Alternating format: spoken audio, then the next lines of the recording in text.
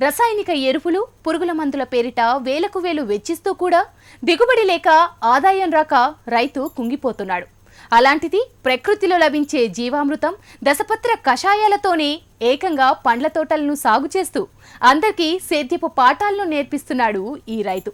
అతి తక్కువ ఖర్చుతో లక్షల్లో ఆదాయాన్ని పొందుతూ అందరికీ ఆదర్శంగా నిలుస్తున్న తూర్పుగోదావరి జిల్లాకు చెందిన ప్రకృతి రైతు విజయగాథే ఇవాల్టి ప్రత్యేక నేలతల్లి.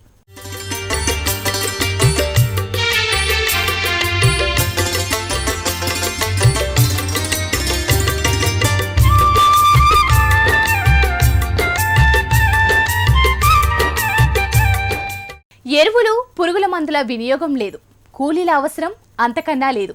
ఏడాదికి ఎకరా సాగు ఖర్చు 2000 రూపాయలకు మించదు. 12 ఎకరాల పండ్ల తోటను ఒంటి చేత్తో చెమటను చిందిస్తూ సాగు చేస్తున్నాడు. సాగు పనులన్నీ తానే స్వయంగా చేసుకుంటాడు. పెట్టుబడి లేని ప్రకృతి సేద్యాన్ని కొత్త పుంతలు తొక్కిస్తూ మట్టిని నమ్ముకున్న రైతులకు ధైర్యాన్ని నూరిపోస్తున్నాడు.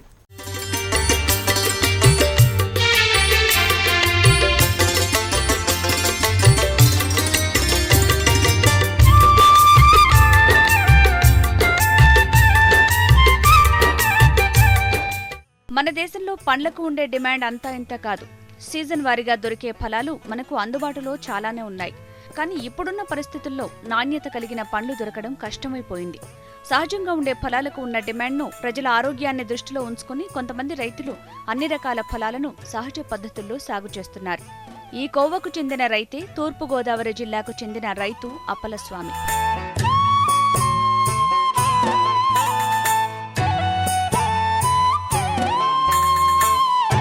12 ఎకరాల పండ్ల తోటను నామమాత్రపు ఖర్చుతో సాగు చేస్తూ ఆదర్శంగా నిలుస్తున్నారు కొరిపల్లి అప్పలస్వామి. తూర్పుగోదావరి జిల్లా గోకవరం మండలం వెదురుపాక గ్రామం ఈయన స్వగ్రామం. వీరలంకపల్లి శివారు ప్రాంతంలో గత 10 ఏళ్లుగా 12 ఎకరాల పండ్ల తోటలను సాగు చేస్తున్నాడు. అది తెల్లగరప భూమి.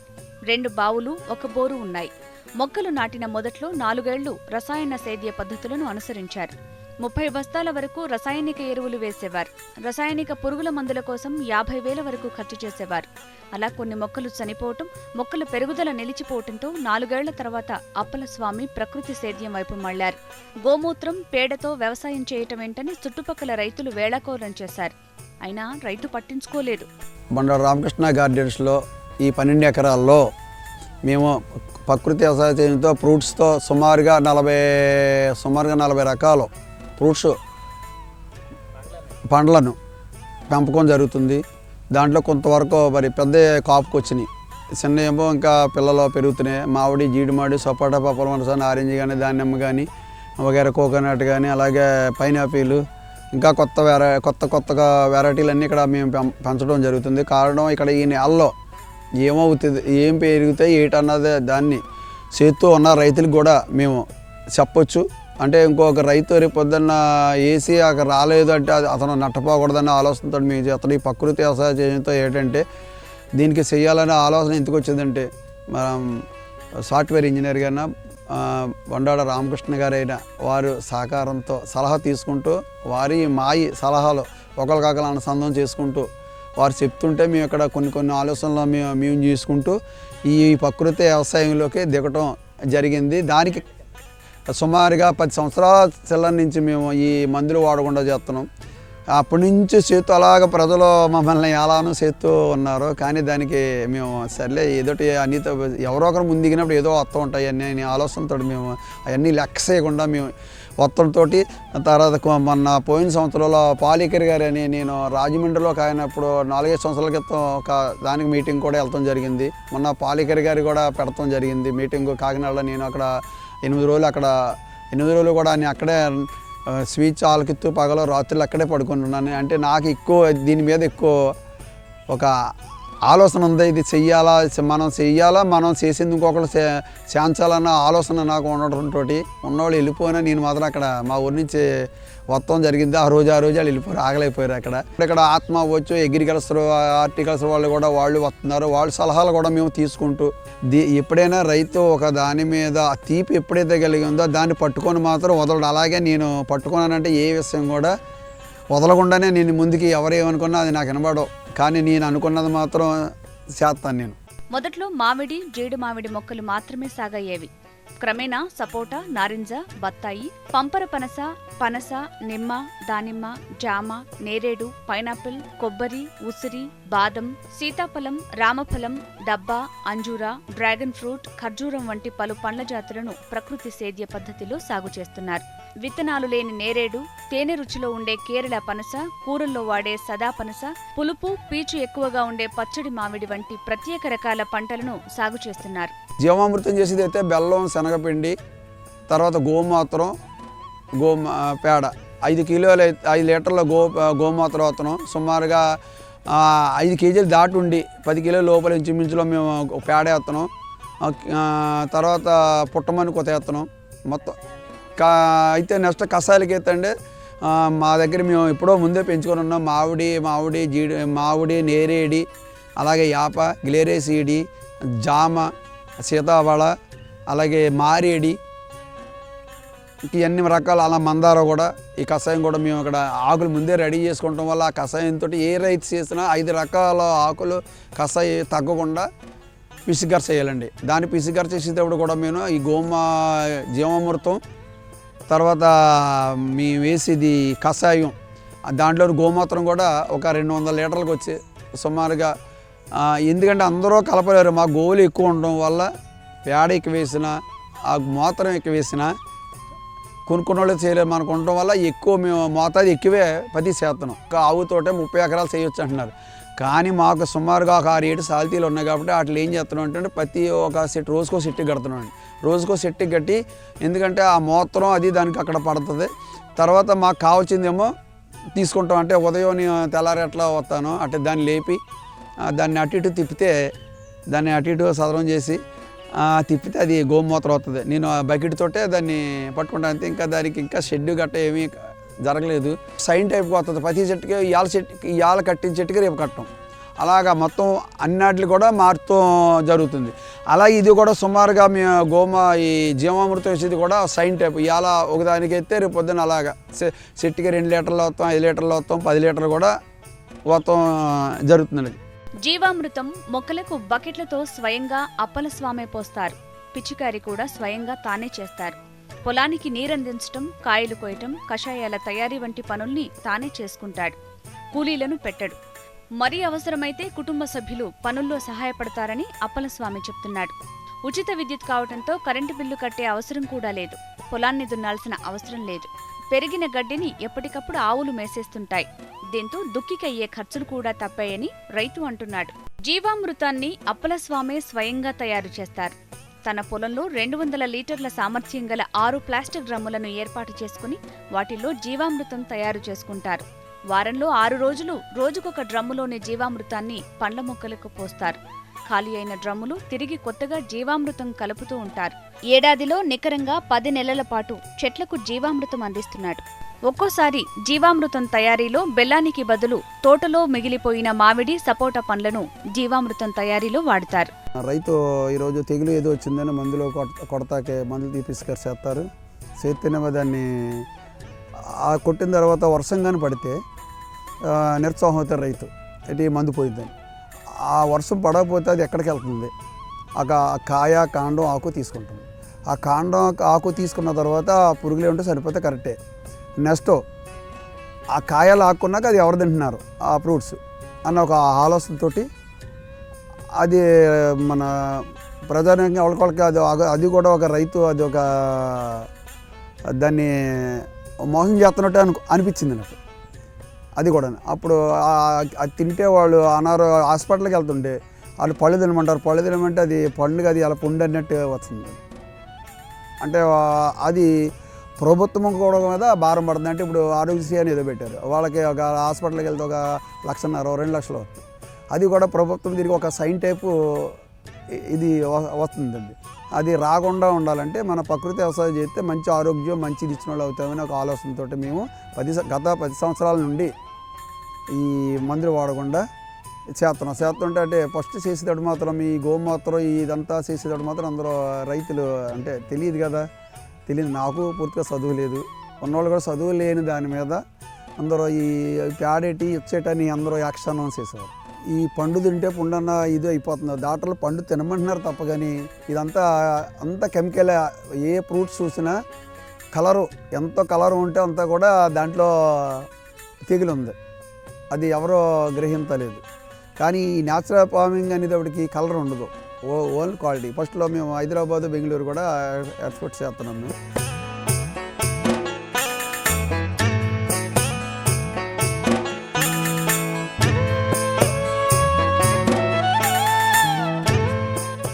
ఇంతకుముందు అయితే సార్ మేము ఈ కెమికల్తో వాడేవాళ్ళు. కెమికల్ వాడుతుంటే దానికి పెట్టుబడి అవుతుంది తప్ప కానీ రిటర్న్ ఏమీ కనిపించలేదు. మా రిటర్న్ కనపడతాం వేరే కానీ మాకు కనిపించలేదు. ఎన్నో కానీ పండించామంటే తిన్నవాళ్ళు కూడా హాస్పిటల్ పాలవుతున్నారు.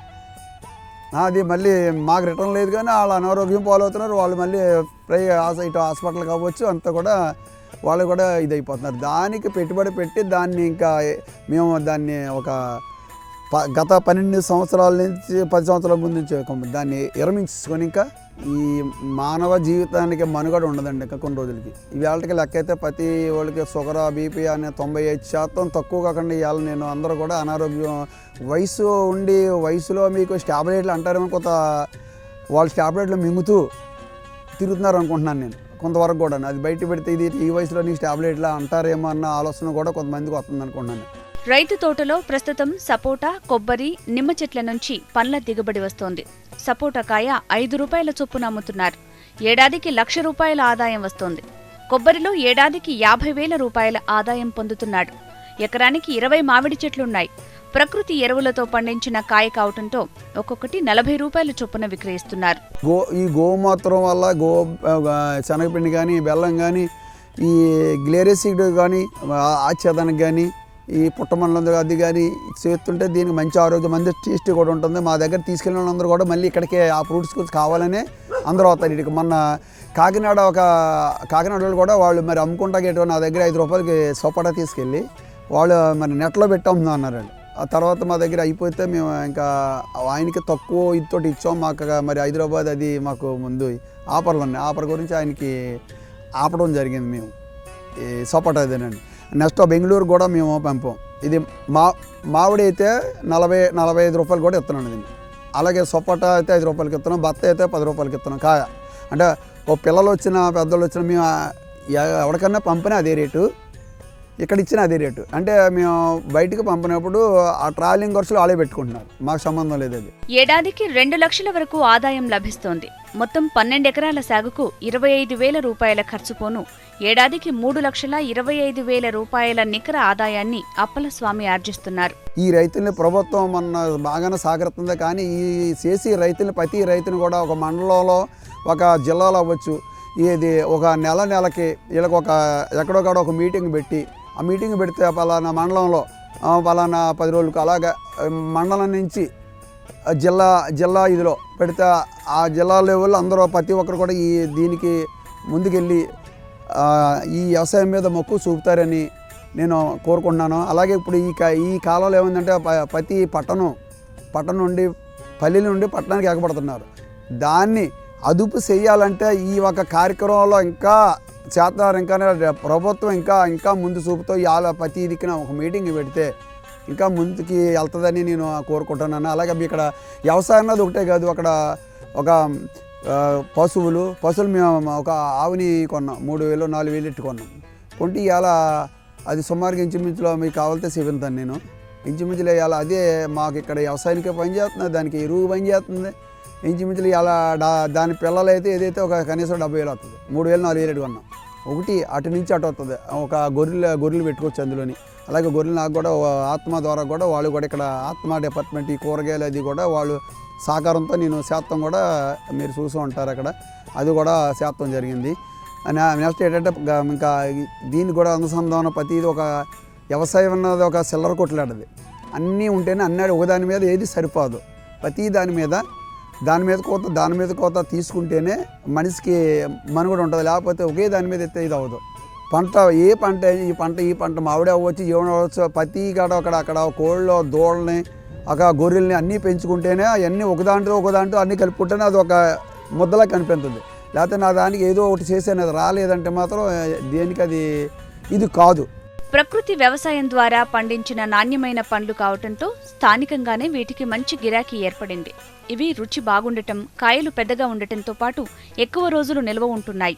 పండ్ల నాణ్యతను గుర్తించిన వినియోగదారులు పొలం వద్దకే వచ్చి కొనుగోలు చేస్తున్నారు. హైదరాబాద్, బెంగళూరు వంటి ప్రాంతాలకు ఎగుమతి చేస్తున్నారు.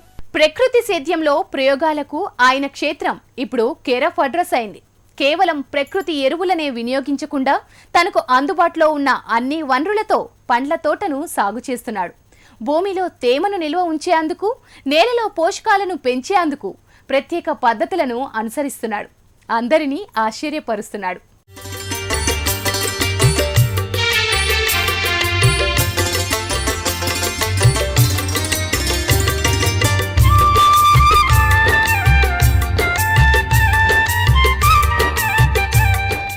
తోటలో రైతు ప్రత్యేకంగా పెంచిన గిరిపుష్పం చెట్ల కొమ్మలను నరికి చెట్ల పాదుల్లో ఆచ్ఛాదనగా వేస్తారు. దీనివల్ల పాదుల్లో తేమ నిల్వ ఉంటుంది. నత్రజని తదితర పోషకాలతో కూడిన ఆకులు భూమిలో కలిసిపోయి భూసారాన్ని పెంపొందిస్తాయి.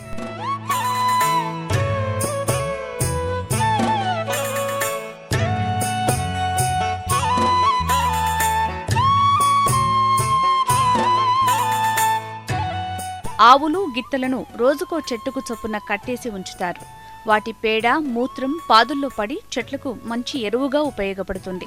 ఈ పద్ధతిని అనుసరిస్తున్నందువల్లే పండ్ల చెట్లకు ప్రత్యేకంగా ఘన జీవామృతం తయారు చేసి వేయాల్సిన అవసరం లేదని అప్పలస్వామి చెప్తున్నాడు. మామిడవచ్చు, జీమాడవచ్చు అంటే సపోటా, పప్పల పనస, నారింజ, కొబ్బరి కానీ, అంజూరా ఇవి కూడా మీరు చూడొచ్చు. కాపు కూడా ఇప్పుడు అంజూరా, సపోటా కూడా కాపు ఉంది. నెక్స్ట్ కొద్దిగా టైం పడుతుంది. మామిడి మొన్నే ఇది బత్త అయిపోయింది. అంటే బత్త అందరిదే అయిపోద్ది, అది లేట్గా ఉంటుంది. కారణం ఈ ప్రకృతి శాతం గురించి కాయ తయారవుతాయి కానీ మేము చెట్ని కొయ్యం. ఇప్పుడు బత్తా పండు చెట్టు తయారవ్వాలా, తయారవుతే ఇతర దాని మీద ఇది కెమికల్ ఉండడం వల్ల ఎక్కువ రోజు నిల్వ ఉంటుంది, టేస్ట్ బాగుంటుంది, ఆరోగ్యంగా మంచి ఆరోగ్యాన్ని ఇస్తుంది. ఏ పండు అండి మంచి ఆరోగ్యం ఇస్తుంది, ఎక్కువ రోజు నిల్వ ఉంటుంది, మనకు పెట్టుబడి తక్కువ. ఇది తిన్నవాళ్ళు పల్లి ఇక్కడికే ఎగసపడతారు.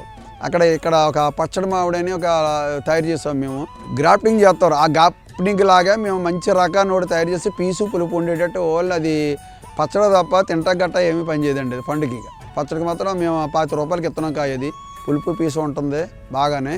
విడతకు ఎకరాకు చీడపీడల నివారణకు 200 లీటర్ల జీవామృతం, 10 లీటర్ల గోమూత్రం, 5 లీటర్ల దశపత్ర కషాయం కలిపి చెట్లు మొత్తం తడిచేలా పిచికారీ చేస్తారు. చెట్లు పూత, కాత మీదున్నప్పుడు 15 రోజులకోసారి పిచికారీ చేస్తారు. మిగిలిన రోజుల్లో మాత్రం చీడపీడలు, తెగుళ్లు ఆశించినప్పుడు మాత్రమే పిచికారీ చేస్తారు. ఒక మనిషి రోజుకొక టీ తాగటానికి ఏడాదికి 2000కు పైగా ఖర్చవుతుంది. ఈ పరిస్థితుల్లో సాగు వ్యయాన్ని తగ్గిస్తూ 12 ఎకరాల్లో పండ్ల తోటలను అప్పలస్వామి పొందికగా సాగు చేస్తుండటం విశేషం.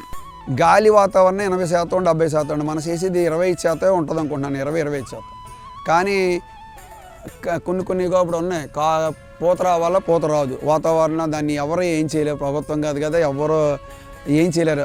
భగవంతుడి కృప అది, ఇంకా దాన్ని మనం ఏం చేయలేము. కానీ మనం చేసుకునే విధానం కొన్ని ఉంటాయి, ఆ విధానాన్ని చేసుకెళ్తే అంత తర్వాత నెక్స్ట్ కోత మనం కవర్ అవుతాం. ఎలా అంటే ఇప్పుడు మాడి మొక్క పెంచుతున్నాం మనం.